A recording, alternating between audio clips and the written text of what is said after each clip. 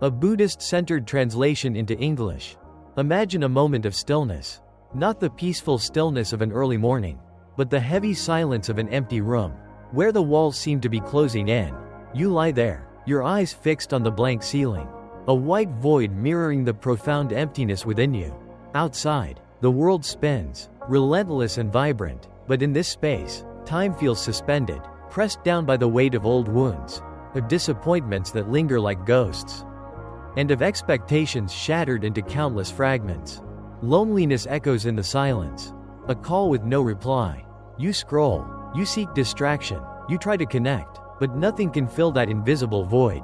Why, surrounded by so many, does the ache remain, smoldering and sharp? Because the pain comes not just from what you lack, but from what you are clinging to. We have all waited for someone to appear like a savior, to mend the cracks in our soul and whisper, "Everything is okay now." But what if that person is never coming? What if the only one who can heal you has always been here, in this very room, breathing the same air, patiently waiting for you to look inward? The childhood lesson. The trap of waiting. Think of a child learning to walk. They stumble, fall, scrape their knee. They look up, their eyes wide, innocent, and vulnerable. If no one rushes to them, they might hesitate for a moment, then brush themselves off and try again. But if an adult runs over with a face full of concern, the child will burst into tears, clinging to the idea that someone else must make the pain go away. This is the very trap that we, as adults, fall into.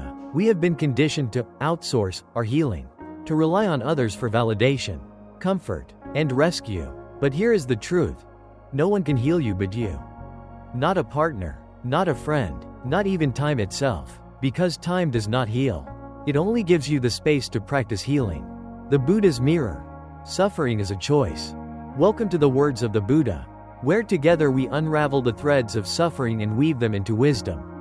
If you have ever felt lost in the labyrinth of your pain, if you have ever wondered why some wounds refuse to close, then this is for you.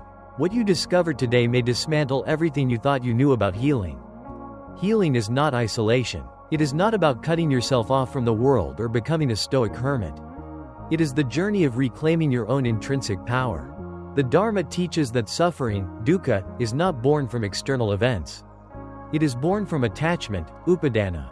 We cling to expectations, to relationships, and to validation like lifelines, believing they will keep us safe. But when they slip from our grasp, we are left gasping, convinced we are broken.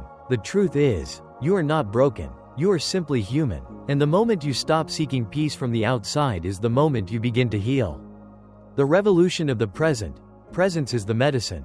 Our mind is a time traveler, constantly darting between the regrets of the past and the anxieties of the future. We replay yesterday's hurts or rehearse tomorrow's disasters. But healing cannot exist in the past or the future.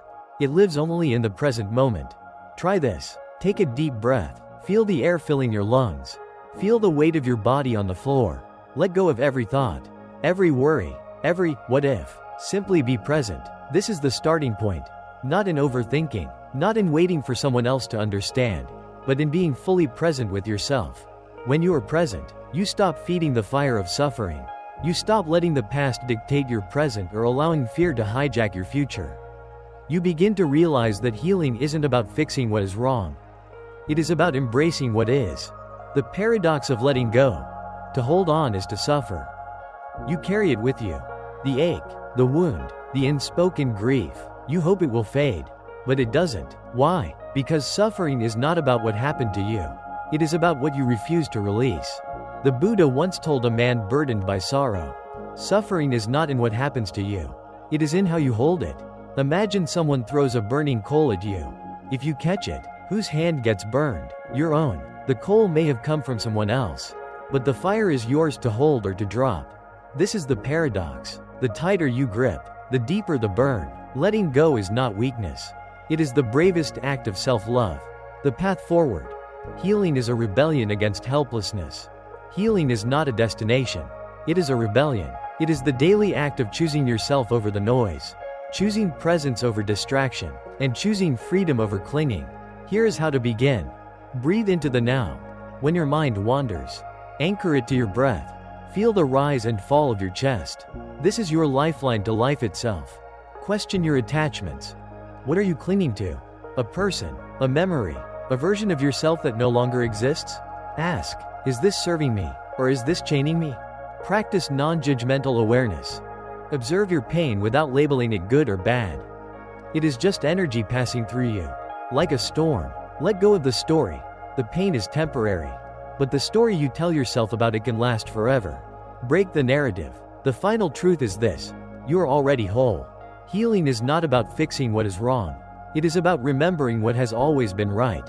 You are not a collection of wounds waiting to be bandaged. You are a resilient being, capable of transforming pain into wisdom. So, stop waiting. Stop hoping someone else will do the work for you. The revolution begins when you become your own source of strength. One breath, one moment, one choice at a time. The art of letting go. Healing by uprooting suffering. You ask, how do I stop suffering? The answer is not on the surface, it lies at the root. Imagine a tree. Its leaves are wilting. Its branches are sagging. If you keep trimming the leaves, will the tree recover? No. The problem is not in the branches. It is in the root system. If the roots are poisoned, the tree cannot thrive. It is the same with you. If your heart holds resentment, if your mind clings to what has already passed, then no amount of distraction or surface-level fixes will heal you. The old stories, the words that still echo, the moments you replay like a broken record, these are the poisoned roots strangling your present moment. Healing is not about forgetting. It is about seeing the pain clearly and choosing not to let it define who you are. There is an old story about two monks crossing a river. They came upon a woman who could not make it across. One of the monks lifted her, carried her across the river, and set her down. Hours later, the second monk broke the silence. Brother, you should not have touched that woman. Our precepts forbid it. The first monk smiled and said, I put her down hours ago. Why are you still carrying her? This is the essence of suffering. Holding on to something long after it is gone. You are still carrying people, words, regrets, and betrayals. Things that do not exist in this moment. What would happen if you were to put them down? The courage to release. Reclaiming your power. True peace is not found in others. It is found in your own ability to let go. It is the courage to say, I will not be a prisoner of my past. I will not let my suffering become my identity. It is the freedom that comes when you stop clinging and start choosing yourself. Today, ask yourself, what am I still carrying?